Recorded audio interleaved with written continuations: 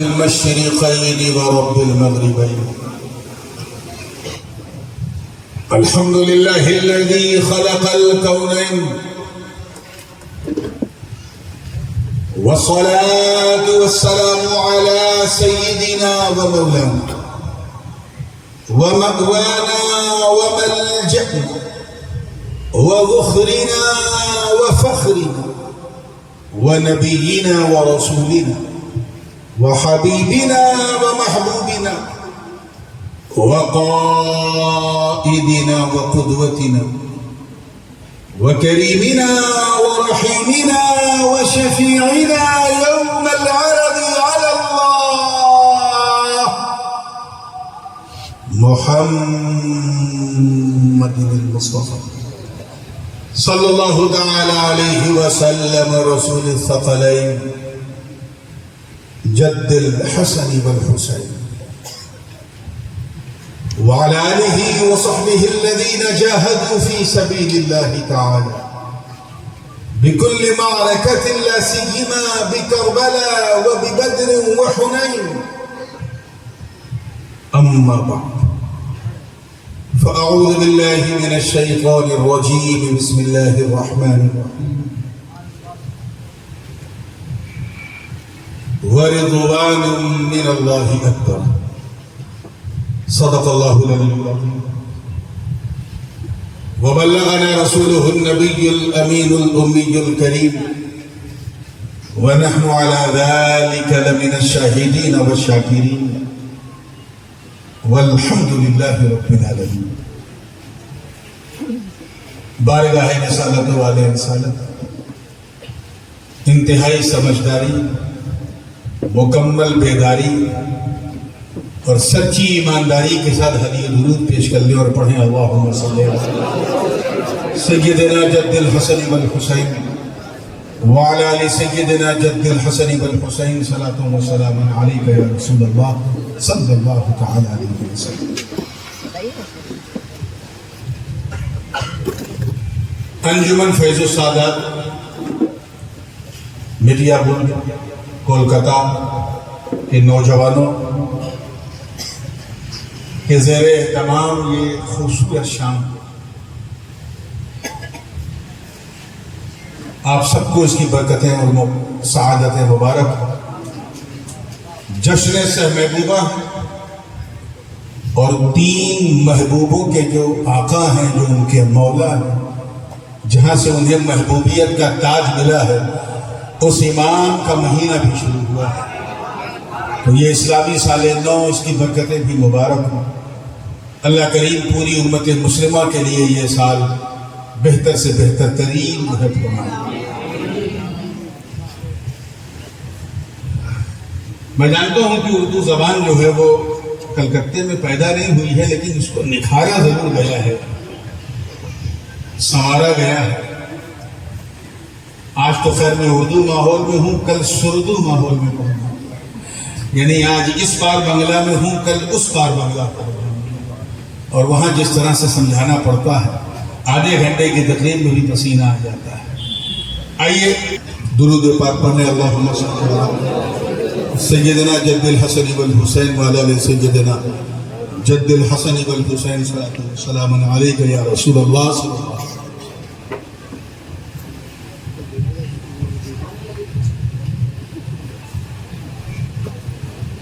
میں جانتا ہوں کہ وقت کافی ہو گیا ہے، اسی لیے جتنی نظر اس سہانی گھڑی پہ رہے گی، اس سے زیادہ نظر خود اپنی کلائی کی گھڑی پہ رہے گی. مجھے یاد نہیں ہے کہ میں کب سے آ رہا ہوں، لیکن یہ ضرور خیال ہے کہ کئی بار یہاں پر میں نے محافل حسینی کو خطاب کیا ہے اور مختلف عناوین پہ گفتگو ہوئی ہے. ظاہر سی بات ہے کہ جب افق پہ محرم کا چاند دکھتا ہے تو ہر حسینی دل کی دھڑکن تیز ہونے لگتی ہے. جس واقعے کو ہم بار بار سنتے ہیں، اسی کو سننے کا من کرتا ہے. کوئی مقرر کسی تقریر کو دوسری بار کر دے تو آدمی بول دیتا یار یہ تو وہاں سنا تھا، لیکن اگر کوئی معاملہ امام حسین سے جڑا ہے تو ایک بار نہیں، 10 بار نہیں، 100 بار بھی سننا پڑے تو مزہ۔ سبحان اللہ سبحان اللہ۔ ہمارے خاندان کے ایک بزرگ تھے، بہت اچھے خطیب تھے، ان سے کسی نے کہا حضرت ہر سال آپ امام حسین پہ تقریر کرتے ہیں، وہی تقریر وہی ایک بات، تو جلال میں آئے، کہا کہ کیا میں یہ کہوں کہ امام حسین انڈیا میں پیدا ہوئے تھے؟ بھئی جہاں ہے وہی کہا جائے گا، تو وہی حادثات، وہی واقعات، وہی معاملات۔ مگر آج میں ایک نئے زاویے سے بات کرنا چاہتا ہوں، اور اسی لیے میں نے قرآن پاک کی جس آیہ کریمہ کا انتخاب کیا اور جسے آج کی شب کے لیے سرنامہ بیان بن گیا، اس میں اسی زاویے کی طرف اشارہ کیا گیا ہے۔ وَرِضْوَانٌ مِّنَ اللَّهِ أَكْبَرُ،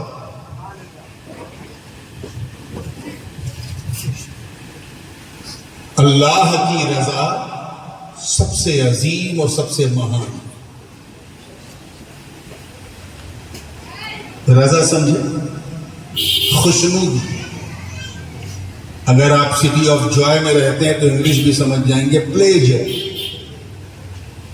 If you want to please someone else, you will not get reward. But if you want to please your Almighty Allah, your Creator, you will get reward. اللہ کی مرضی پہ چلنا ہی اللہ کی رضا ہے۔ کیا ہے؟ اچھا ایک بات بتائیے، آج میرا منہ تھوڑا سا پتہ نہیں کیوں، حالانکہ محرم کا چاند دکھ گیا، میں خود گواہ ہوں، کئی لوگوں نے فون کر کے بتایا، لیکن میرا موڈ آج ایک دم خانقاہی بنا ہوا ہے، اور وہیں سے میں شروع کروں۔ اس پورے مجمع میں کوئی ہے جو یہ دعوے کے ساتھ کہہ دے کہ میں اپنی مرضی سے پیدا ہوا؟ Did you born by your own will؟ آئے ہو اپنی مرضی سے؟ بولیے، گردن نہیں، منہ سے بولے نہیں۔ اچھا will you die by your own will؟ اپنی مرضی سے مرو گے؟ یعنی ہمارا ارائیول بھی ہماری مرضی سے نہیں، ہمارا ڈیپارچر بھی ہماری مرضی سے نہیں، اور ہم اتنے بے وقوف ہیں کہ ان بٹوینز، ان دونوں کے بیچ اپنی مرضی چلا ہے۔ I like this, I like that، مجھے یہ پسند ہے، مجھے وہ پسند ہے، میں یہ چاہتا ہوں، میں وہ چاہتا ہوں، مجھے یہ کرنا ہے، مجھے ابے تیری پسند کی اوقات کیا؟ جب تیری مرضی سے تیری آنکھ نہیں بنی، تیری ناک نہیں بنی، تیرا کان نہیں بنا، تیرا منہ نہیں بنا، جب تیرا چہرہ تیری مرضی سے نہیں بنا تو تیرا جیون تیری مرضی سے کیسے چلے؟ سبحان اللہ سبحان اللہ سبحان اللہ۔ تو ہم نہ اپنی مرضی سے آئے تو پھر کس کی مرضی سے آئے ہو؟ زور سے بولو، اللہ کی مرضی۔ جاؤ گے کس کی مرضی سے؟ تو جب ہمارا آنا اللہ کی مرضی سے، ہمارا جانا اللہ کی مرضی سے، تو کامیاب وہ ہے جس کا جینا بھی اللہ کی مرضی۔ اور جینے کا مطلب جسے اللہ نے کہہ دیا حرام اسے ٹچ نہیں کرنا، جسے کہہ دیا حلال چاہے جتنا کھا پی، یعنی جس سے منع کر دیا اس سے رک جاؤ، جس کا حکم دے دیا اسے کر لو، اور جس پر منع اور حکم کچھ نہیں ہے، جی چاہے تو کرو، جی چاہے تو نہ کرو، یہی اللہ کی مرضی۔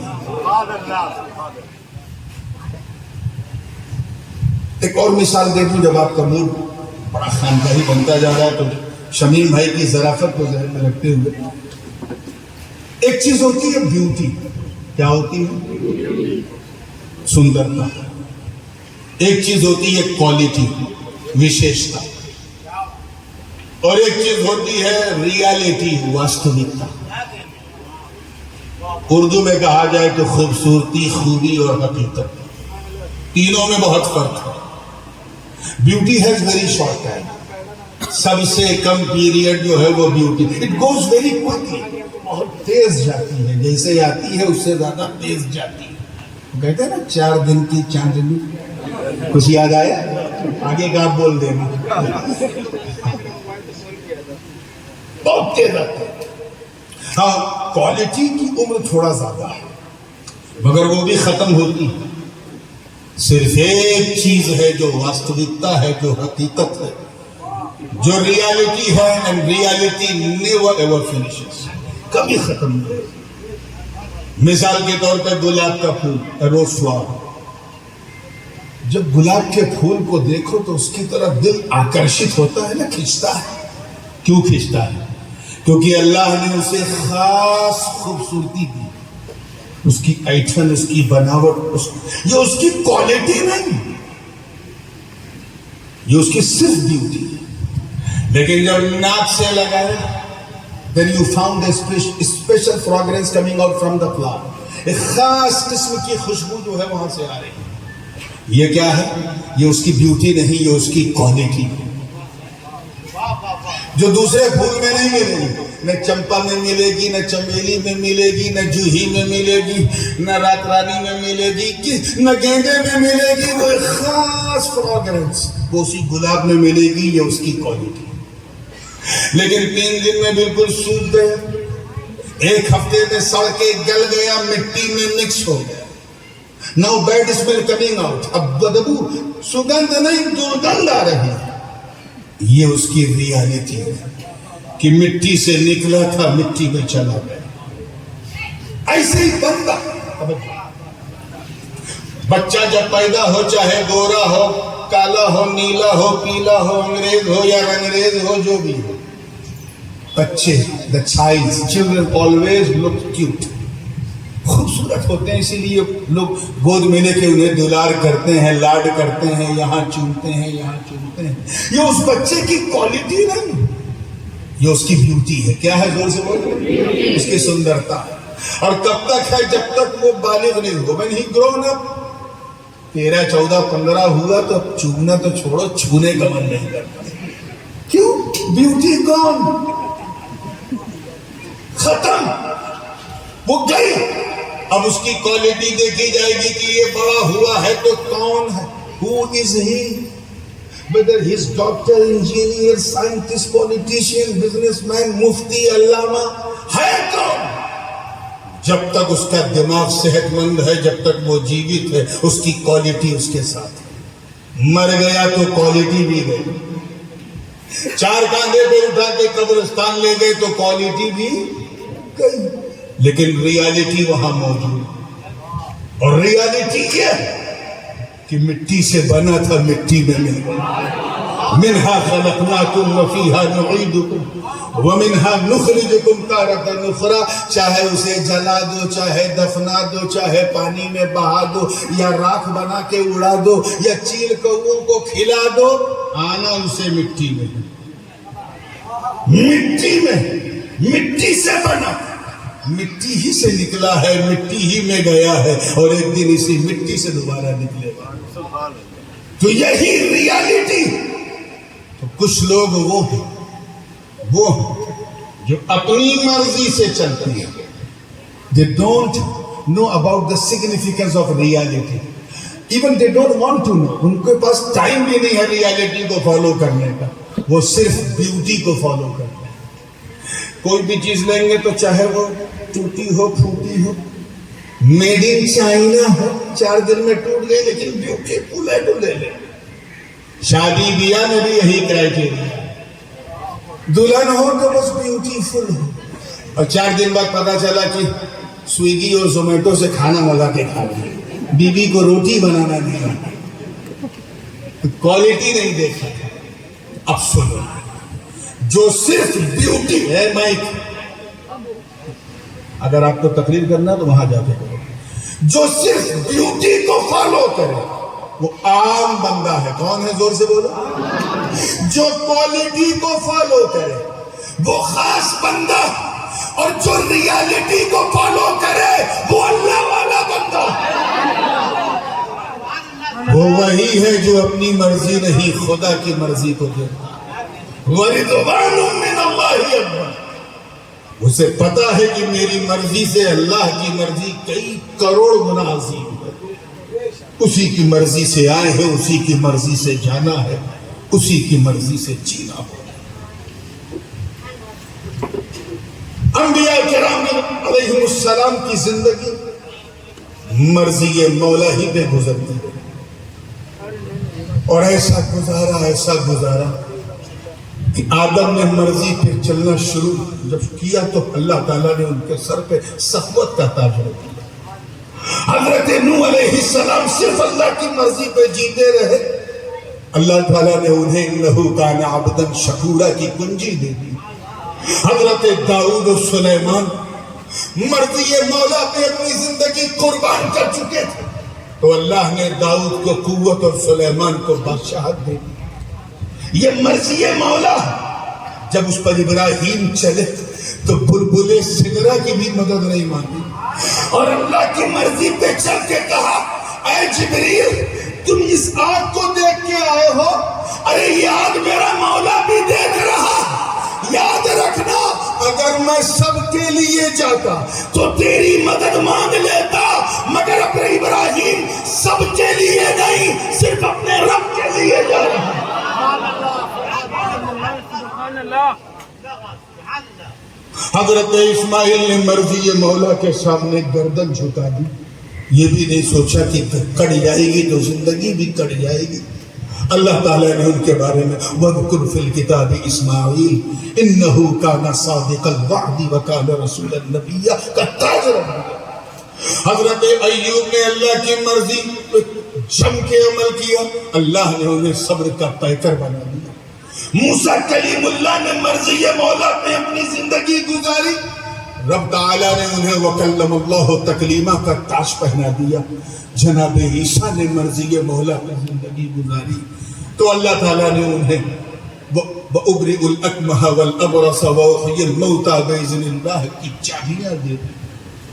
اور ہم تو اس نبی کے امتی, اس مصطفیٰ کے غلام, ہم تو اس شمع کے پروانے, اس مدینے والے کے دیوانے جن کی ہر نفس, ہر آن, ہر گھڑی, ہر لمحہ, ہر لحظہ, ہر مومنٹ صبح و شام مرضی مولا پہ ایسا گزری کہ ایک دن بلبل سدرا کو بھی اپنا نشے من چھوڑ کر یہ بشارت دینی پڑی کہ طٰہٰ ما انزلنا علیک القرآن لتشقی. اے میرے پیارے, میں نے اس لیے قرآن نہیں اتارا کہ تم کسی مشقت میں پڑ جاؤ. اسی کو کہتے ہیں مرضی مولا از ہما ہونا. یہ بڑی قیمتی چیز ہے. آپ ذرا دیکھیں, حضرت ابراہیم مرضی مولا پہ چلے تو اللہ نے انہیں انی جاعلک للناس اماما یہ ریوارڈ دیا. کیا فرمایا؟ میں تمہیں لوگوں کا امام بنانے والا ہوں. کیا زور سے بولے؟ ہاں, مسجد کا امام نہیں, یہ دماغ میں رکھیے گا. لوگوں کا امام, انسانیت کا امام, پورے مانو جات کا امام. تاج امامت مل گیا. حضرت ابراہیم اس پر خاموش نہیں ہوئے بلکہ عرض کیا اے اللہ وَمِن ذُرِّيَّتِي. دیکھیں اب میں ادھر ہی آ رہا ہوں جدھر آپ مجھے پہنچانا چاہتے ہیں. اے اللہ یہ امامت صرف میرے لیے یا میرے بعد میرے ونش میں بھی جائے گی, میرے بچوں کو بھی ملے گی؟ قال لا ينال عہد الظالمین. فرمایا اے ابراہیم میرا یہ عہد ظالموں کے لیے نہیں, یعنی یہ امامت تجھے ملے گی, تیرے بچوں کو بھی ملے گی, مگر ظالموں کو نہیں ملے گی. مطلب صاف ہے. دیکھیں کتنے لوگ کیچ کرتے ہیں. مطلب صاف ہے. گویا یہ فرما کر رب یہ فرما رہا کہ اے ابراہیم تیری نسل میں دو ٹائپ کے لوگ ہوں گے, ظالم بھی ہوں گے, عالم بھی ہوں گے, صابر بھی ہوں گے, جابر بھی ہوں گے, ظالم بھی ہوں گے, مظلوم بھی ہوں گے, حاکم بھی ہوں گے, جابر بھی ہوں گے, ہر طرح کے لوگ ہوں گے. صبر والے بھی ہوں گے, جبر والے بھی ہوں گے, شکر والے بھی ہوں گے, ظلم والے بھی ہوں گے. دونوں تیری نسل سے ہوں گے. مگر دشت کربلا نے فیصلہ سنا دیا ایک طرف حسین ہے، ایک طرف یزید ہے، دونوں بنی ابراہیم، دونوں بنی اسماعیل، دونوں بنی عدنان، دونوں بنی قریش، دونوں بنی لوئی، دونوں بنی کلاب، دونوں بنی مرہ، دونوں بنی خزیمہ، دونوں بنی مدرکہ، دونوں بنی قصی، دونوں بنی عبد مناف، مگر یہ امامت ہے جو یزید جابر کو نہیں، حسین ثابت یا حسین یا حسین یا حسین یا حسین یا حسین یا حسین یا حسین سبحان اللہ سبحان اللہ، واہ واہ واہ واہ، زندہ باد زندہ باد۔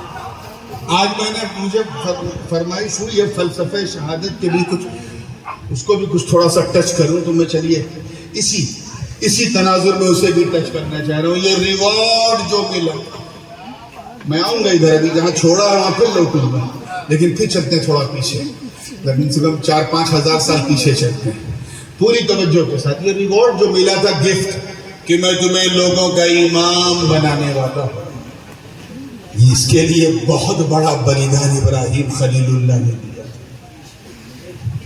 ایک بلیدان تو یہ تھا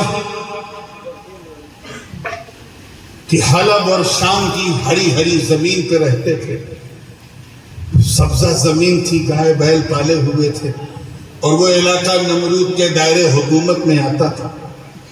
حکم دیا کہ نمرود کی آنکھوں میں آنکھیں ڈال کے حق کی بولی بولو۔ حضرت ابراہیم ہچکچائے نہیں اور اس کی آنکھوں میں آنکھیں ڈال کے حق کی بولی بولو۔ یہی اے ابراہیم تجھے کیا ہے؟ نمرود نے کہا مجھے نہیں، پرابلم تیرا ہے، اچھا بندہ نہیں بن سکا، مولا ہونے کا دعویٰ کہ میں بادشاہ ہوں، میں ہی سب کچھ ہوں، میں معاذ اللہ خدا ہوں، یہاں تک کہہ دیا۔ حضرت ابراہیم نے اس سے کہا اچھا میں جس خدا کا بندہ، وہ پورب سے سورج نکالتا ہے پشچم میں ڈوبوتا ہے، تو خدا ہے تو ایسا کر کے دکھا۔ اس نے پہلے ایک سوال اور تھا، اس کا تو اس نے جواب دے دیا کہ میں جس خدا کا بندہ ہوں وہ مارتا بھی ہے، جلاتا بھی ہے، تو خدا ہے تو ایسا کر کے دکھا۔ نمرود نے اپنے قید خانے سے 2 قیدیوں کو بلایا، جس کو کل رہائی ملنے والی تھی اسے موت کی سزا دے دیا، اور جسے موت کی سزا ملنے والی تھی اسے آزاد کر دیا، اور کہا دیکھ میں بھی خدا ہوں، میں بھی مارتا جلاتا ہوں۔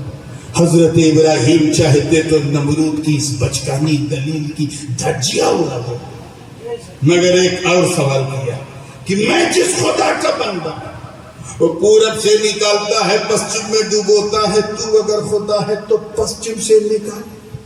فَبُهِتَ الَّذِي كَفَرَ، ٹوٹ گئی نمرود کی کمر، نہ دیکھے ادھر نہ دیکھے ادھر۔ سوچا کچھ زمین کا معاملہ ہوتا تو لین دین کر لیں، کچھ ٹیبل کے اوپر سے کچھ ٹیبل کے نیچے سے مینج کر لیتے، یہ تو آسمان کا معاملہ ہے۔ سورج نہ مجھ سے پوچھ کے نکلتا ہے نہ مجھ سے پوچھ کے ڈوبتا ہے۔ ہمارے یوپی میں کہاوت مشہور ہے، کھسیانی بلی کھمبا نوچے، اگنی کنڈ بلند کیا، آتش کدا، اور اس میں ابراہیم کو معاذ اللہ جلانے کا اس نے ارادہ کیا، مناظرہ ہار گیا۔ اچھا ایک بات بتا، اگر واقعی مشیت الہی سے سورج پشچم سے نکل جاتا تو کیا ہوتا؟ حضرت ابراہیم کی دلیل کی روشنی میں نمرود کو خدا کہنا پڑتا نا، کیونکہ دعویٰ تھا کہ تو خدا ہے تو پشچم سے نکال۔ مگر اسی نیل گگن کے نیچے ایک واقعہ اور اور آپ لوگ تو بڑے ہوشیار، میں نے ہانڈی میں پیاز رکھی، آپ سمجھ گئے کیا پکنے جا رہا ہے؟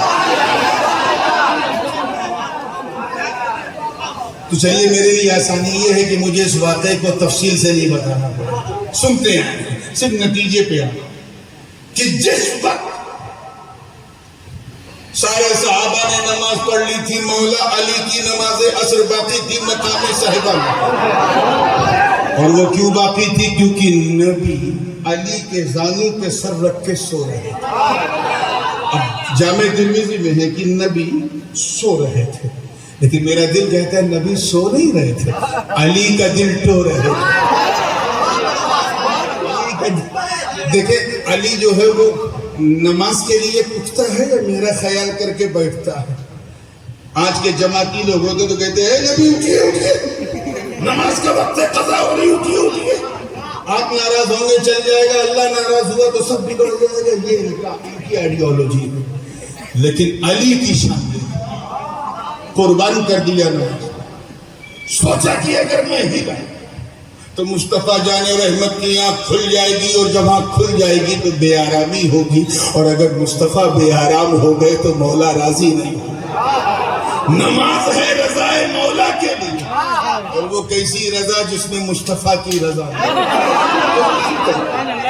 لیکن جیون میں یہ پہلا حادثہ تھا جب ان کے سامنے نماز قضا ہو گئی، وہ کچھ کر نہیں پائے. یہ ایک ایسا غم تھا جو مرتضیٰ علی برداشت نہ کر سکے. وہ غم دماغ سے چل کے آنکھوں میں آئے، اشک بن کے رخسار مرتضیٰ سے گزر کے ٹپکا تو نیچے زانو پہ نبی کا چہرہ، اس کے ان کے رخے بطوحہ پہ قطرہ آنسو علی مرتضیٰ کا ٹپکنا تھا کہ نبی نے آنکھ کھول دی. آنکھ کھولی تو دیکھا علی بس کرائم رو رہے. فرمایا مالک یہ آخری کیوں رو رہے؟ کہا حضور آسمان کی طرف دیکھیے، سورج ڈوب گئے. کہاں وہ تو ہے، تو تم رو کیوں رہے؟ کیا سب نے عصر کی نماز پڑھ لی تھی؟ آپ نے بھی پڑھ لی تھی. میں جیسے ہی پڑھنے جا رہا تھا آپ نے مجھے بلایا، آپ کو آرام کرنا تھا، میرے زانو پہ سر رکھ کے آپ رو رہے تھے، آپ سو رہے تھے. میں نے سوچا کہ اگر میں نے آپ کو اٹھایا نماز کے لیے تو آپ کے آرام میں خلل ہوگا. نماز تو اگر قضا ہو گئی، توجہ جملہ آ گیا، نماز اگر قضا ہو گئی تو ادا ہو گئی، لیکن مصطفیٰ اگر محبت قضا ہو گئی تو ادا نہیں. اتنا کہنا حدیث کے الفاظ ہیں فرفع یدہ الی رسول اللہ سبحانہ وتعالی. نبی نے اللہ کی بارگاہ میں ہاتھ کو بلند کیا، عرض کیا ہے باری تعالیٰ ان علی، توجہ سے، ان علی کان فی طاعتک و طاعت نبیک فردد لہ الشمس. اے نبی، اے خدا، یہ علی میری اور تیری فرما برداری میں تھا، اس کے لیے سورج کو پلٹا دے.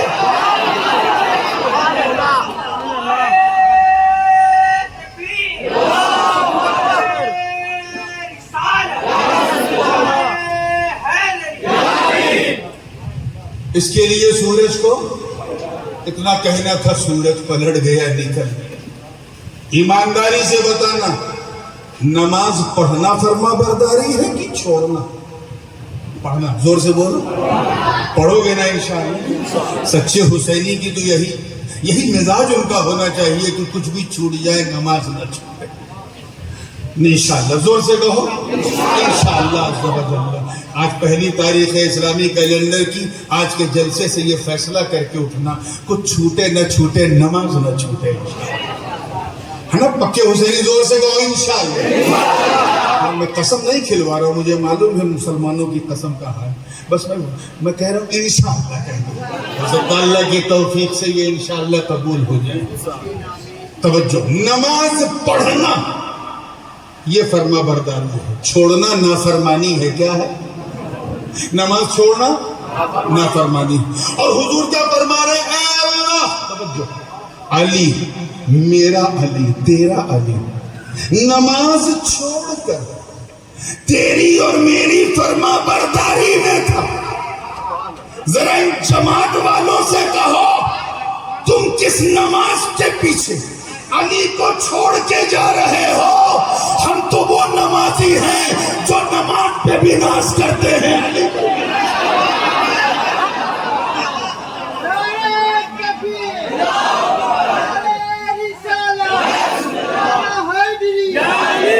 اچھا، بالکل پوائنٹ. نبی نے دعا مانگی، سورج پلٹ گیا. سورج پلٹا تو علی باوضو سے کھڑے ہو گئے، نماز پڑھ رہے.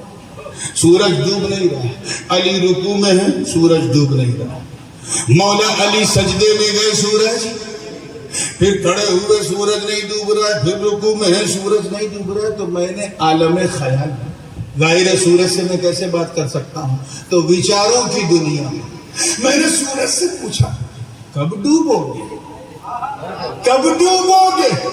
تو سورج نے فرط محبت سے کہا یہ مجھ سے مت پوچھو، علی سے پوچھو، علی سے پوچھو، ان کی نماز کب پوری ہوگی، کب پوری ہوگی؟ تو وہ کیوں؟ تو اگر تم پہلے پوچھتے تو میں بتا دیتا کب ڈوبوں گا، اب علی سے پوچھو کب ان کی نماز پوری ہوگی۔ ارے پہلے میں سبھی کے لیے نکلتا تھا تو سمے پر ڈوبتا تھا، آج میں سبھی کے لیے نہیں، علی کے لیے۔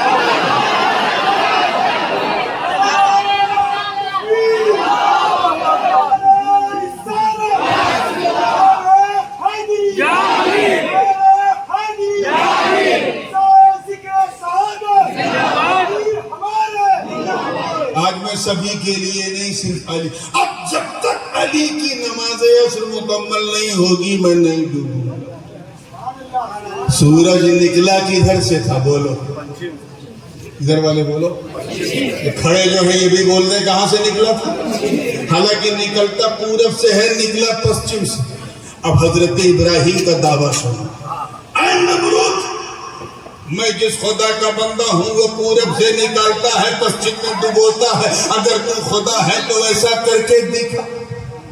کہیں ابراہیم خلیل اللہ کی، اب سنی آئیڈیالوجی سنو، ابراہیم خلیل اللہ کی دلیل کی روشنی میں، اے محبوب، لوگ تمہیں کہیں خدا نہ کہہ دے، اس لیے کہہ دو انا بشر مثلکم، میں تمہاری طرح بشر ہوں،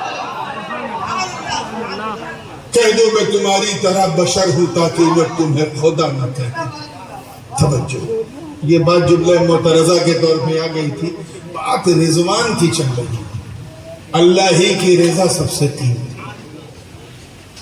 اس امتحان میں کامیاب آگ میں اتارا گیا، اس میں بھی کامیاب، وادی غیر ذی زرع میں بھیجا گیا، اس میں بھی کامیاب، بیوی بچوں کو چھوڑ کے تبلیغ پہ نکلنے کو کہا، وَأَذِّن فِي النَّاسِ بِالْحَجِّ يَأْتُوكَ رِجَالًا وَعَلَى كُلِّ ضَامِرٍ يَأْتِينَ مِنْ كُلِّ فَجٍّ عَمِيقٍ، اس میں بھی کامیاب۔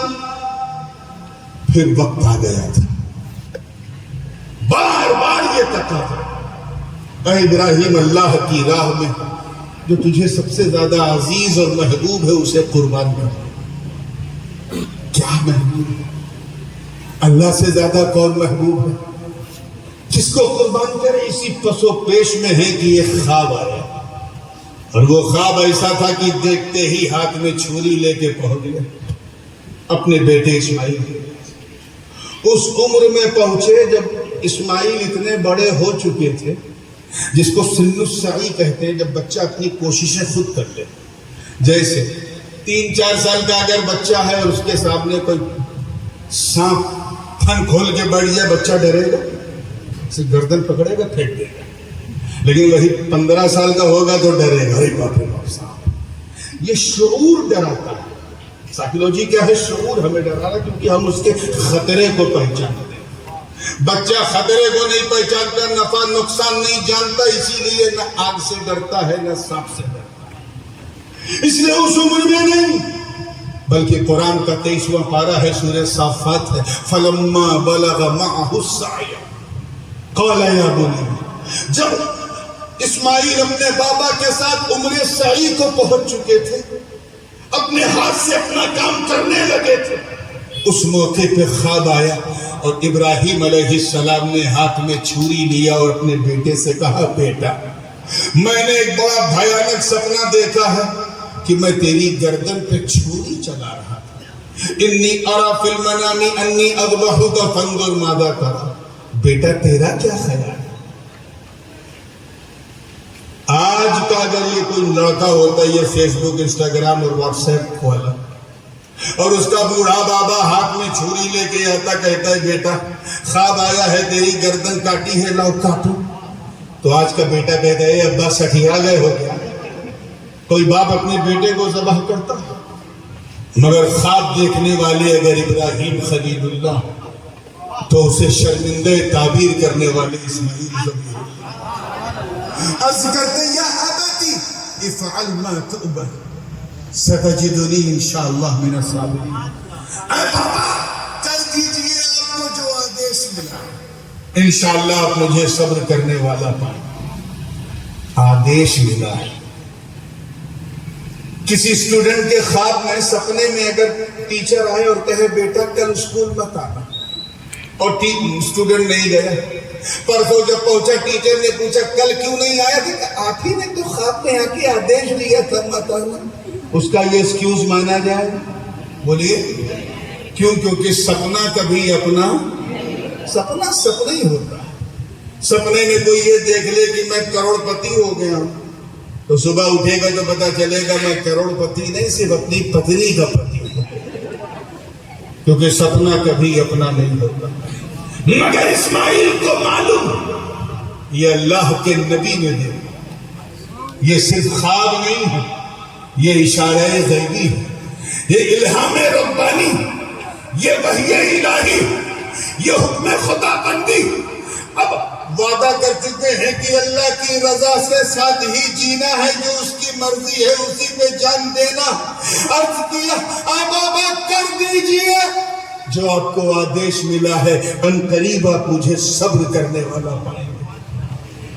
یہ صابرین کیوں کہا؟ کیونکہ رضائے مولا کی طرف قدم بڑھانے کے لیے صبر ضروری، استقامت ضروری. اسی لیے تو دنیا حسین کو سلام کرتی، حسین نے وہاں طاقت نہیں استقامت دکھائی، پاور نہیں صبر دکھائی. اور وہی کہہ رہے ہیں مجھے صبر کرنے والا پائیں گے. مختصر یہ ہے، واقعہ بہت تفصیلی ہے، میں بتا چکا ہوں کہ اس فلسفے کو میں نے آج سے کئی سال پہلے بیان کیا تھا. صرف ٹچ کر کے آگے بڑھ رہا ہوں کہ جس وقت مینا میں پہنچے اس خاص جگہ پہ تو حضرت اسماعیل نے خواہش ظاہر کہ بابا مجھے سجدے شکر میں جانے دیجیے. فلما اسلم وتلہ للجبین. اس کی تفسیر میں جمہور مفسرین نے یہ فرمایا کہ حضرت اسماعیل حالت سجدہ میں، اور مقصد کیا تھا کہ جب آپ میری گردن کاٹیں تو نہ میں آپ کو دیکھوں نہ آپ مجھے دیکھیں، میں سجدے میں سبحان ربی الاعلیٰ کہتا رہوں اور آپ اپنے اللہ کا حکم ادا کرتے ہیں. مورخ بیان کرتے ہیں کہ ابراہیم نے آنکھوں میں پٹی باندھ کے چھری چلایا مگر گردن اسماعیل کٹ نہیں گئی. ایک روایت میں ہے کہ گردن تانبے کی بن گئی نہیں کٹی، کسی میں ہے کہ پتھر ہو گئی نہیں کٹی. حضرت ابراہیم نے خنجر کو ایسے پھینکا پہاڑ کی طرف تو چٹان کے دو ٹکڑے ہو گئے، مگر وہ چٹان کو ٹکڑے کرنے والی خنجر جو ہے وہ گردن اسماعیل پہ نہیں چلی. ابراہیم آنکھ میں پٹی باندھ کے کر رہے پھر بھی گردن نہیں کٹی. کچھ لوگوں نے کہا پٹی اس لیے باندھا تھا، کچھ سرکھرے لوگوں نے لکھا کہ معاملہ بیٹے کا تھا، کہیں ایسا نہ ہو کہ ارادہ بدل نہ جائے، کہیں بیٹے کے جسم سے خون نکلتا دیکھ کہیں ارادہ پھسل نہ جائے، کہیں چھری چھٹک نہ جائے، اس لیے آنکھ میں پٹی باندھا تھا. ان بے وقوفوں سے کہنا تم ابراہیم کے بارے میں یہ کہہ رہے، اے وہ ابراہیم جو آتش نمرود میں اترتے وقت جبریل کی بھی مدد نہ مانگے، وہ اس ڈر سے آنکھ میں پٹی باندھے گا. ارے سن، یہ پٹی باندھنا بڑا ضروری تھا.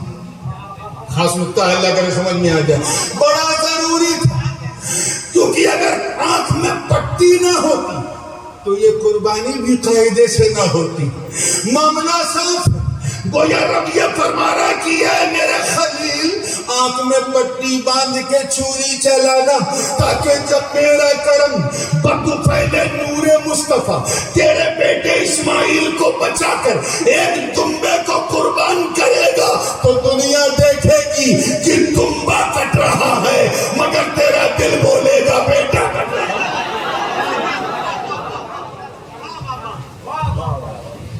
فلما اسلم وتلہ للجبین. فلسفہ شہادت بندہ کیا پڑھے؟ میرے مولا نے بہت پہلے پڑھ دیا.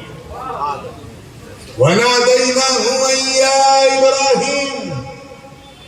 حضرت ابراہیم نے جب دیکھا کہ اسماعیل تو صحیح سالم ہے، بغل میں ایک میڈھا کٹ گیا تو حیرت میں ڈوب گئے، ڈر گئے، گھبرا گئے. اے اللہ، یہ کیا؟ میں نے تو خواب میں بیٹے کی گردن کاٹی تھی، یہاں تو دمبے کی کٹ گئی. کہیں ایسا تو نہیں کہ میری قربانی رد تو نہیں ہو گئی، غیر مقبول تو نہیں ہو گئی؟ ابھی اسی خیال میں تھے. رب تعالیٰ نے فرمایا وَنَادَيْنَاهُ يَا إِبْرَاهِيمُ، ہم نے ندا دی اے ابراہیم، قد صدقت الرؤیا، تو نے اپنے خواب کو سچا کر دیا.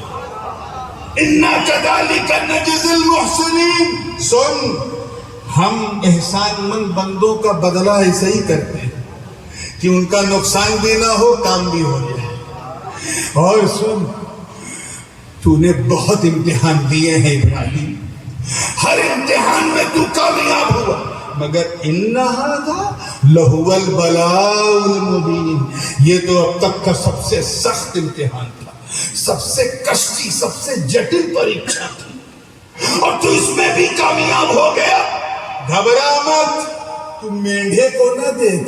وَفَدَيْنَاهُ بِذِبْحٍ عَظِيمٍ، ہم نے تیرے اس فدیے کی، اس قربانی کا جو فدیہ ہے اسے ذبح عظیم قرار دیا.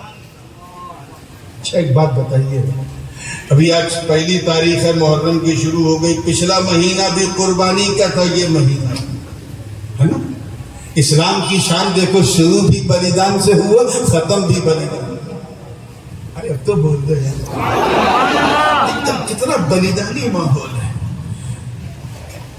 ایمانداری سے بتائیے گا، یہ جو روز ہم لوگ گوشت مارکیٹ سے خریدتے ہیں، اسے قربانی کا گوشت کہتے ہو؟ نہیں، کسائی کی دکان سے لائے، بوچر کے ہاں سے لائے، یہی گوشت. لیکن جو 10 ذوالحج کو، 11 کو، 12 کو جو ایام نحر میں ہم ذبح کر کے جو گوشت بانٹتے ہیں، اسے کیا کہتے ہیں؟ یہ قربانی کا گوشت. یہی کہتے ہیں، دونوں میں فرق ہے. تو ایک چیز ہوتی ہے ذبح ہونا، ایک ہوتا ہے قربان ہونا.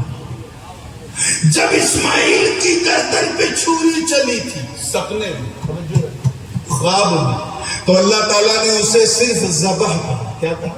انی اذبحک فانظر ماذا تری، صرف ذبح. اور جب مینڈھے کی گردن پہ کٹی، اس پر جب خنجر چلا تو اسے ذبح نہیں کہا، مہان قربانی کہا. اس کے فدیے کو ذبح عظیم کہا. یہ بات تو سب جانتے ہیں کہ انسان سپیریئر ہوتا ہے، جانور انفیریئر ہوتا ہے. انسان مہان ہوتا ہے، جانور مہان نہیں ہوتا. انسان اشرف المخلوقات، عام انسان بھی جانور سے مہان ہے. پھر اللہ کا نبی اسماعیل علیہ السلام جانور سے بڑے ہیں کہ نہیں؟ بولو. تو جب جانور سے مہان اسماعیل انسان، تو پھر سپیریئر کا فدیہ انفیریئر کیسے؟ سمجھے؟ مہان کا جو بڑا ہے اس کا فدیہ، اس کی قربانی کا بدل چھوٹا کیسے؟ اگر کسی کو تم نے 1 لاکھ قرض دیا ہے تو 10,000 دینے سے قرض ادا ہوگا؟ 5,000 دینے سے ہوگا؟ نہیں، پورا 1 لاکھ دینا ہوگا تب یہ قرض حسنہ ادا ہوگا. تو جب اسماعیل کی گردن کٹی تھی خواب میں، صرف اسے قربانی ذبح کہا. میڈھے کی گردن کٹی تو اسے قربانی کہا. اور یہ ہم اچھی طرح جانتے ہیں کہ اسماعیل مہان ہے، میڈھا مہان نہیں. تو پھر مہان کی قربانی کا فدیہ جانور کیسے ہو سکتا ہے؟ یہ میڈھا کیسے ہو سکتا ہے؟ میں اسی خیال میں الجھا تھا. آواز آئی، سن، اسماعیل کو اس لیے بچایا گیا کیونکہ پیشانی اسماعیل میں مصطفیٰ کا نور چمک رہا. پیشانی اسماعیل میں مصطفیٰ کا نور تھا. اس نور نے اپنے کرم میں چھپا لیا. وہ نور چلا، بنی عدنان کو ملا. قربانی ابھی مقروض ہے، وہاں سے چلا قحطان کو ملا. چلتے چلتے بنو قریش کو ملا. چلتے چلتے بنو عدی، بنو تمیم کو ملا. ملا، وہاں سے چلا تو مدرکہ کو ملا، خزیمہ کو ملا، کلاب کو ملا، مرہ کو ملا، لوئی کو ملا، قصی کو ملا، عبد مناف کو ملا، ہاشم کو ملا، عبد المطلب کو ملا، عبداللہ کو ملا۔ جملہ ضائع نہ ہو، نور چلتا رہا، چلتا رہا، مصطفیٰ جان رحمت کے پیکر کے قالب میں ڈھل گیا۔ 40 سال کی عمر سے تجاوز، مدینے میں قیام ہے، میرے نبی کے ایک زانو پہ ان کے بیٹے ابراہیم، دوسرے زانو پہ اس کے نواسے حسین ہے۔ جبریل نے کربلا کی مٹی دکھائی تو میرے نبی نے اپنے بدلے میں ابراہیم کو دے دیا اور دادا اسماعیل کے فدیے کے لیے حسین کو دے دیا۔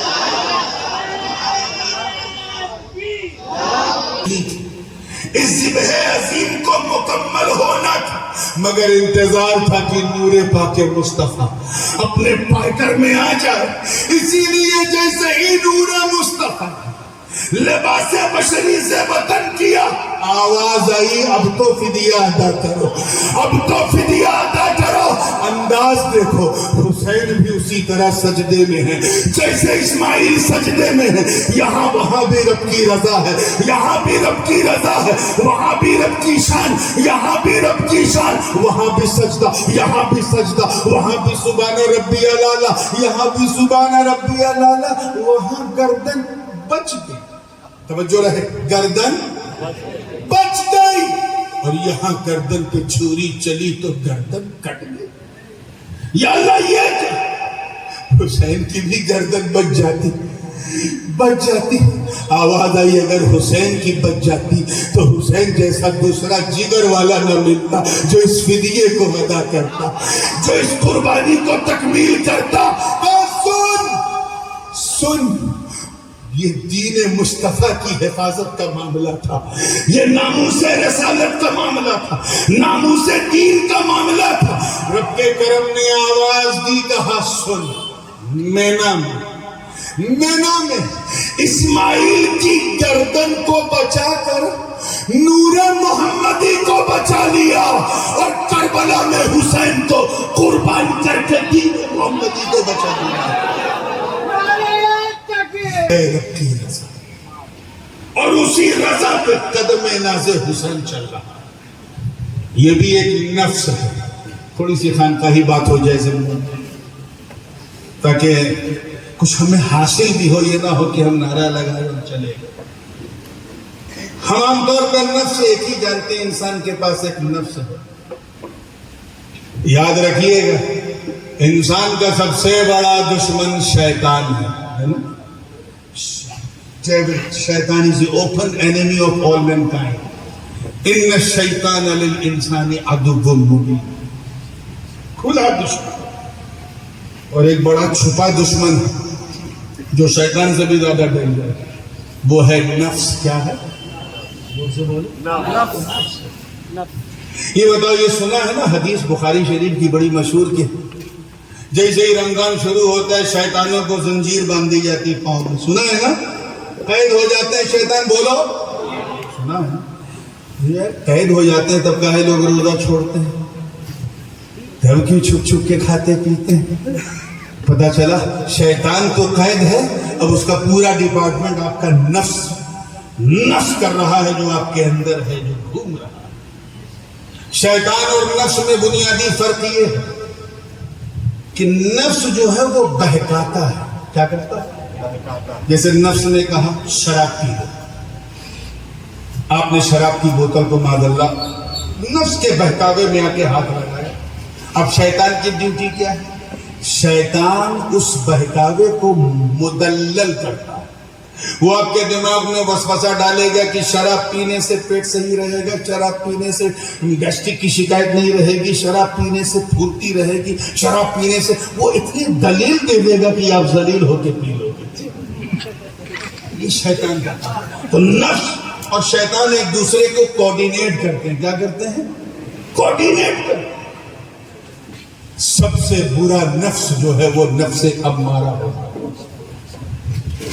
جس کو نفس کافرہ بھی کہتے ہیں، کافروں کا نفس۔ انفارچونیٹلی مومنوں میں بھی یہ رہتا ہے، لیکن ہے کافروں میں۔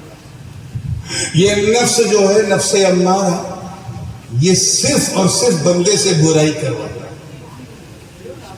صرف برائی کی طرف آمادہ کرواتا ہے، اور ہر برے کام کو بڑا اچھا بنا کے شیطان کی مدد سے بڑا اچھا بنا کے پیش کرتا ہے۔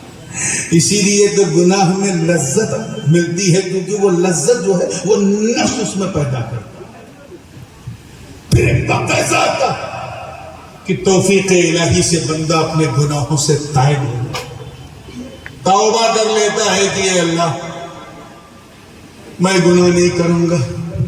توبہ کرنے کے بعد کبھی کبھی توبہ ٹوٹ بھی جاتی ہے، آج توبہ کیا 3 مہینے میں پھر گناہ ہو گیا۔ اب یہ جو دوسرا مرحلہ ہے نفس کا، کہ جس میں بندہ گناہ کو، پہلے میں تو گناہ کو گناہ سمجھتے ہی نہیں، لیکن جو دوسرا مرحلہ ہے اس میں بندہ گناہ کو گناہ سمجھتا ہے، پھر بھی کرتا ہے۔ گناہ کرنے کے بعد شرمندہ بھی ہوتا ہے، تائب بھی ہوتا ہے کہ یا اللہ یہ مجھ سے کیا ہو گیا، ایسا میں نے کیسے کر دیا۔ یہ اس نفس کو کہتے ہیں نفس لوامہ۔ کیا کہتے ہیں؟ سنیے گا، یہ سب باتیں جلسوں میں نہیں ہوتی جو اس وقت میں کرنا ہوتی ہی نہیں، اور لوگ اس لیے نہیں کرتے کیونکہ اس پہ نعرے نہیں لگتے۔ آج کل تو جلسہ جو ہے دین کے لیے کام ہوگا، نعروں کے لیے۔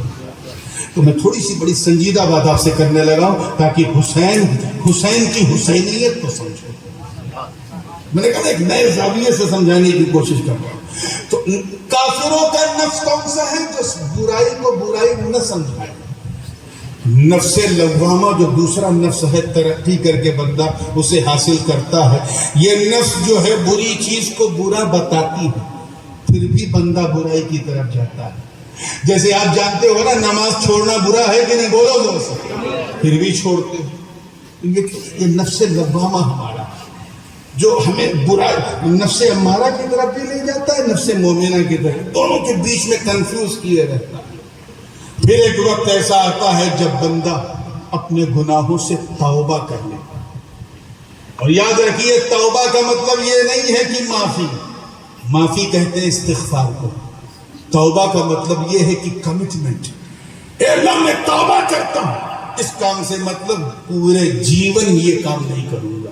اگر یہ کمٹمنٹ نہیں ہے تو پھر وہ توبہ نہیں ہے، وہ صرف استغفار کر رہے گا۔ آپ نے اللہ سے معافی مانگی، روز مانگتے رہو۔ توبہ یہ ہے کہ commitment, I am giving you my words that I will never ever do so, میں ایسا کبھی نہیں کروں گا، یہی توبہ۔ جب بندہ توبہ کر لیتا ہے تو اس کا نفس لوامہ سے آگے بڑھ کے ترقی کر کے نفس ملہمہ بن جاتا ہے۔ نفس لوامہ کی تو حال یہ ہے کہ اللہ نے اس کی قسم کھائی ہے، لا اقسم بالنفس اللوامہ۔ اور نفس ملہمہ جس کے بارے میں قرآن میں فَأَلْهَمَهَا فُجُورَهَا وَتَقْوَاهَا، آگے کیا ہے؟ قَدْ أَفْلَحَ مَنْ زَكَّاهَا، مگر کامیاب وہ ہے جس نے اس نفس کو بھی پاک کر دیا۔ نفس لوامہ کیا ہے؟ یہ بندے کو اچھائی کی طرف، برائی سے روک دیتا ہے، بالکل برائی سے روک دیتا ہے، اور دھیرے اس کو اچھائی کی طرف بڑھاتا ہے۔ ایک بات بتاؤں، اچھائی کی طرف جانے کے لیے یہ بہت امپورٹنٹ ہے کہ برائی چھوڑ دو، کیونکہ برائی چھوڑنا ہی سب سے بڑی اچھائی ہے۔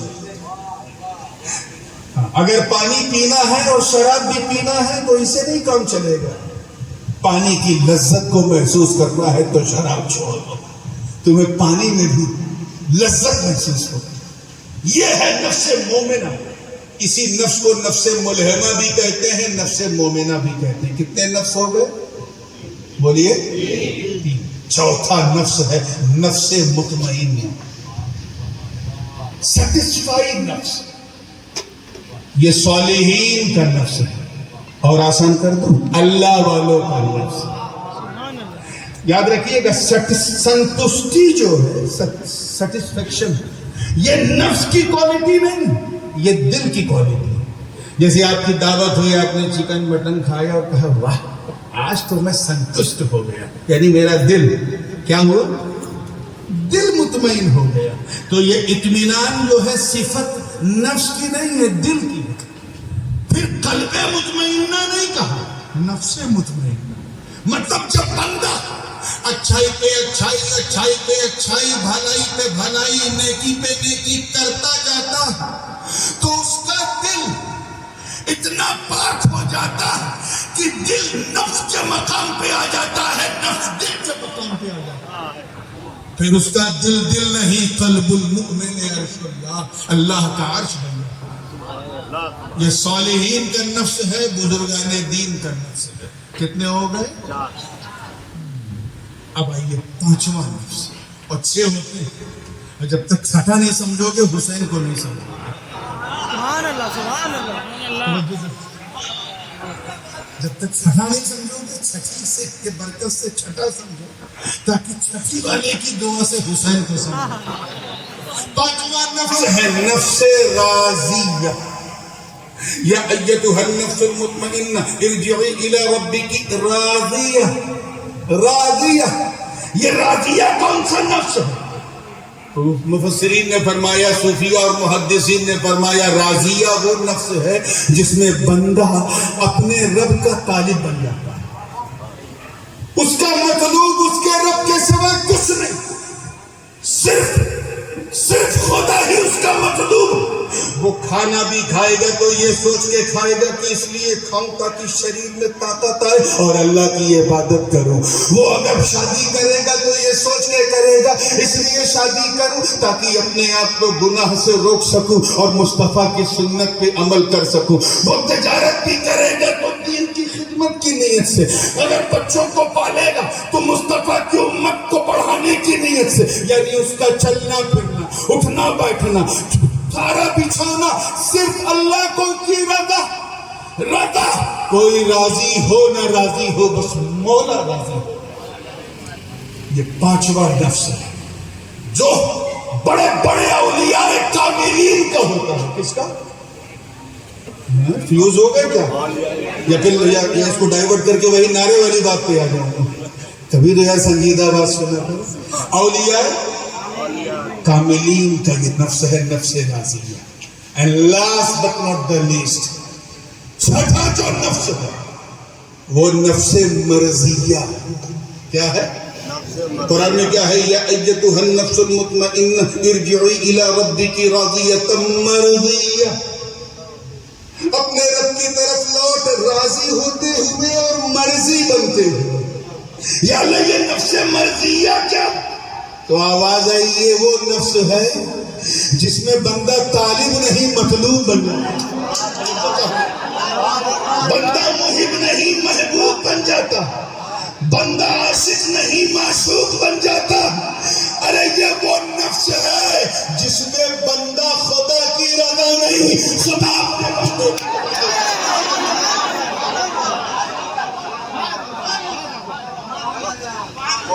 وہی غوث اعظم کے پاس تھا تبھی محبوب سبحانی بنے. وہی نفس محبوب الہی کو ملا تو محبوب الہی بنے. وہی نفس مخدوم سمنانی کو ملا تو محبوب یزدانی ملے. اب جہاں جہاں محبوب سنو سمجھ جاؤ یہ طالب نہیں مطلوب.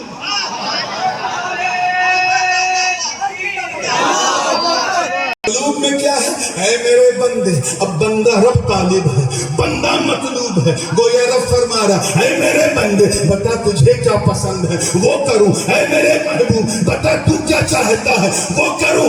یہی اور اس مقام کے چرم پہ کوئی اور نہیں، حقیقت پاک مصطفیٰ. تبھی تو شاعر نے کہا خودی کو کر بلند اتنا کہ ہر تقدیر سے پہلے خدا بندے سے خود مجھے بتا دے. اسی مقام مرضیہ کو مقام رضا کہا جاتا ہے. حضرت خواجہ قطب الدین بختیار کاکی کے بارے میں بابا فرید گنج شکر فرماتے ہیں، میرا مرشد مقام رضا کا. میرا مرشد یہ مقام رضا کیا ہے؟ آخری پوائنٹ ہے، مقام رضا کیا ہے؟ تفصیل میں جاؤں گا تو 1 گھنٹہ اسی میں لگ جائے گا. بس ایک چیز جو حضرت فرید الدین عطار نے سمجھائی، فرماتے ہیں مقام رضا کا مطلب ترک الاختیار بعد القضاء.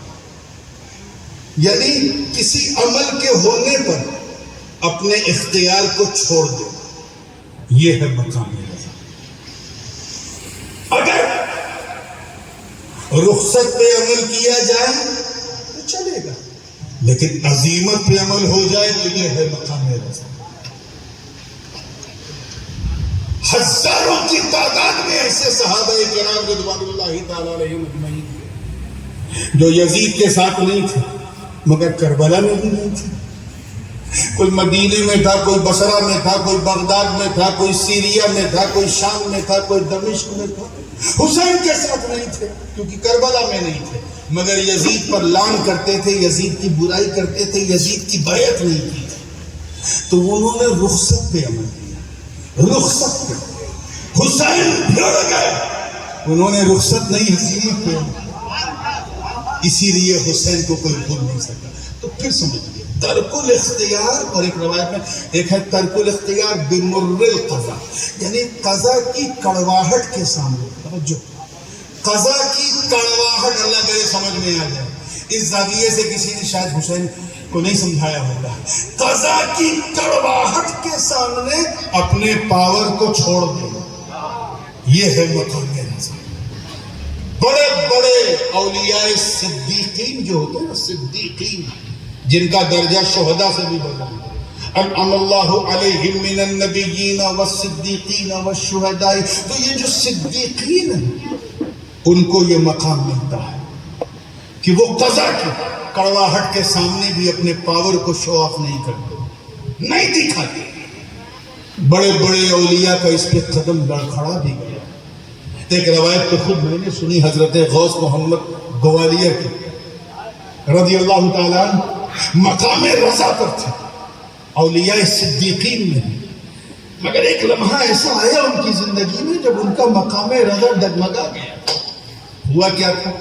سندھیا دربار میں رہتے تھے، ایک چھوٹی سی کٹیا بنا رکھی تھی۔ راجہ اندر اندر سے جلنے لگا کہ یار پرجا سب میری ہے اور گیت بابا کے گاتے ہیں، تو پلاننگ کر کے ان کو وہاں سے نکالا، مگر بادشاہ خود بھی عقیدت مند تھا حضرت، تو کہا کہ آپ جا تو رہے ہیں لیکن میں لاہور لشکر کے ساتھ آپ کو ودا کرتا ہوں، جہاں تک میری ریاست ہے وہاں تک میری لشکر آپ کے ساتھ رہے گی، پھر آپ اکیلے جائیں۔ آپ اپنے پورے پریوار سہیت نکل گئے، آپ کے ساتھ آپ کی بیوی، بچے، بھتیجے، بھائی، بیٹی، نواسے، نواسی، ایک 9 سال کی نواسی بھی آپ کے ساتھ اس قافلے میں تھی۔ سفر چلتا رہا، چلتا رہا۔ جیسے ہی سندھیا ریاست مکمل ہو گئی، سارے سپاہی چلے گئے، اب حضرت غوث محمد گوالیاری رحمت اللہ علیہ تنہا، ان کا پریوار کچھ دور آگے بڑھے تھے کہ 500 ڈاکوؤں نے حملہ کر دیا۔ پہلے اس زمانے میں قافلوں پر ڈاکوؤں کا حملہ بہت ہوتا، حملہ کر دیا، جس کے ہاتھ میں جو آ رہا تھا لوگ نوچ رہے تھے، چھین رہے تھے، سب کچھ لٹ گیا۔ حضرت غوث محمد گوالیار کرامت نہیں دکھا رہے، مقام رضا پہ فائز ہے، صبر کر رہے، لیکن ایک وقت آیا ان کا صبر بھی لڑکھڑا گیا، جب ایک ناہنجار بدبخت نے آپ کی نواسی کے کان میں ایک جو بالی تھی اسے یوں نوچا، اور نوچتے ہی خون کا فوارہ پھوٹ گیا کان سے۔ یہ منظر دیکھ کر حضرت غوث محمد گوالیار برداشت نہ کر سکے اور ایک ڈنڈا اٹھایا اور اسے ایسا گھمایا کہ ایک ہی نظر میں 500 کے 500 ڈاکو تہتے ہو گئے، ختم مٹ گئے، سفر ہستی میں فنش ہو گئے۔ پھر آپ کو ہوش میں آیا اور کہا یا اللہ یہ مجھ سے کیا ہوا، یہ میں نے کرامت کیوں دکھا دی، میرا مقام رضا لڑکھڑا گیا، پشیماں ہوئے، شرمندہ ہوئے، رب کی بارگاہ میں معافی مانگی، پھر سفر آگے کیا، مگر اے حسین تیرے مقام رضا کو سلام، اے حسین تیرے استقلال کو سلام، اے حسین تیری قوت کو سلام، اے حسین تیری ہمت کو سلام، اے حسین تیرے مقام رضا کو سلام۔ ایک ایک کر کے لاشوں پہ لاشیں گر رہے ہیں، حسین کرامت نہیں دکھا رہے، عباس کے بازو کٹ گئے، حسین کرامت نہیں دکھا رہے، سکینہ کی پیاس بے چین کر رہی ہے، حسین کرامت نہیں دکھا رہے، قاسم کی جوانی لٹ گئی، حسین کرامت نہیں دکھا رہے، علی اکبر کا لاشا بالکل خون میں سلط پت ہے، حسین کرامت نہیں دکھا رہے۔ اے حسین اپنے کرامت کیوں نہیں دکھائے؟ معاملہ کیا؟ آپ کے بیٹے بلکہ بیٹے کے بیٹے کے بیٹے کے بیٹے کے بیٹے کے بیٹے کے بیٹے غریب نواز ایک منٹ بھی صبر نہیں کیا، پانی بند تھا، آپ نے اپنے خادم کو بھیجا، پورا ساگر میرے خواجہ کے گادر میں آ گیا۔ آقا حسین آپ نے ایسا کیوں نہیں کیا؟ آپ تو صرف آسمان کی طرف دیکھتے تو اتنی بارش ہوتی کہ پورا کربلا ریگستان سے نخلستان بن جائے، سب بالکل لالا زار بن جائے۔ آپ نے کرامت نہیں دکھائی۔ ارے اگر اپنے بابا علی کی ذوالفقار کو آقا حسین سے وہی گاڑ دیتے تو خدا کی قسم ایک دوسرا سمندر کربلا میں پھوٹ پڑتا، مگر حسین نے کرامت نہیں دکھائی۔ ارے حسین تو حسین، اگر ننھی سکینہ الاتش کہنے والی سکینہ اگر چچا عباس کا دامن پکڑنے کے بجائے اپنی اوڑھنی کو نہر فرات کی طرح اچھال دیتی، خدا کی قسم پورے کربلا میں باڑھ آ جاتی۔ مگر حسین نے کرامت نہیں دکھائی۔ ننھے علی اصغر 6 ماہ کے ہیں، سب کو پتا ہے کہ ان کو مصلحتوں کا علم نہیں، یہ اس جنگ کے پیچھے چھپی ہوئی حکمتوں کو نہیں جانتے، یہ اس پیغام کو نہیں جانتے، تکمیل ذبح عظیم کے راز کو نہیں جانتے۔ سب علی اصغر کو گود میں اٹھائے ہیں، کبھی چچا عباس کی گود میں، کبھی بھائی زین العابدین کی گود میں، کبھی بہن زینب کی گود میں، کبھی شہربانو ام اعلیٰ کی گود میں، کبھی بابا حسین کی گود میں۔ اور جب رات ہو جاتی تھی تو ایک کپڑا باندھ دیا جاتا تھا اور اس میں علی اصغر کو لٹا دیا جاتا تھا۔ کسی نے علی اصغر کو کربلا کی زمین پہ نہیں بٹھایا۔ سنیوں کی روایت پڑھو چاہے شیعوں کی پڑھو، کسی کی پڑھو، کسی نے ننھے علی اصغر کو زمین پہ نہیں بٹھایا۔ کیوں؟ کیونکہ سب کو پتا اگر زمین پہ بٹھا دیا اور وہیں بیٹھے اپنے بابا کے سوکھے ہونٹ دیکھ کر بے چین ہو گئے تو اسماعیل کا پوتا ہے، کہیں ایڑی رگڑ دیا تو دوسرا معاملہ صاف۔ گویا حسین بتا رہے ہیں کہ اے لوگوں دیکھ، میری طاقت ایسی ہے پھر بھی میں استقامت کے دامن کو نہیں چھوڑ رہا ہوں۔ کیوں؟ کیونکہ معاملہ ہی الگ ہے۔ غریب نواز کی ڈیوٹی اور آقا حسین کی ڈیوٹی اور اس ڈیوٹی میں چھپی ہوئی بیوٹی بھی اور۔ غریب نواز بھارت میں اسلام پھیلانے کے لیے آئے تھے، آقا حسین کربلا میں اسلام بچانے کے لیے آئے تھے، پھیلانے کے لیے کرامت ضروری ہے جو خواجہ نے دکھا دی، اور بچانے کے لیے استقامت ضروری ہے جو جنت کے راجہ نے دکھا دی۔